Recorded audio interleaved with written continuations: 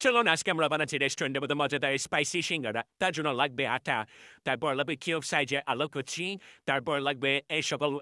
মসলা যেমন পেঁয়াজ কুচি, নিয়ে কালো জিরে, তারপর দিয়ে নেবো একটা কড়াই দিয়ে একটু তেল দিয়ে কালো জিরা ফোড়ন দিয়ে একটু পেঁয়াজ কুচি দিয়ে তেজপাতা দিয়ে দিব, তারপর দেবো এলাচ, লবঙ্গ, দারুচিনি, তারপরে আবার নাড়াচাড়া করে তারপর দিয়ে দিব একটু আদা রসুন পেস্ট, তারপরে দিয়ে মরিচের গুঁড়ো, তারপর দিয়ে দেবো ধনিয়ার গুঁড়ো, তারপর হলুদের গুঁড়ো, তারপর একটু পরিমাণ মতো লবণ দিয়ে আবার একটু নাড়াচাড়া করে দিয়ে দিব পরিমাণ মতো পানি, তারপর একটু কলেজে দিয়ে দিব, তারপরে দিয়ে দিব কিউব সাইজ করে রাখা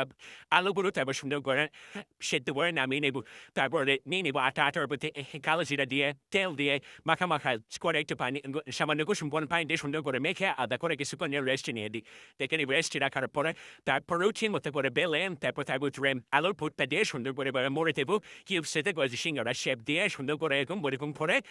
বানিয়ে সবগুলো সুন্দর করে খেয়ে দেবো। তারপর একটা কড়াইতে নিয়ে নেবো কিছু পরিমাণ মধ্যে তেল দিয়ে দেবো, তারপর যতগুলো সিঙ্গারা বানানো হবে সবগুলো সুন্দর করে পিঠ করে লাল করে টকটকে করে ভেজে নিতে হবে।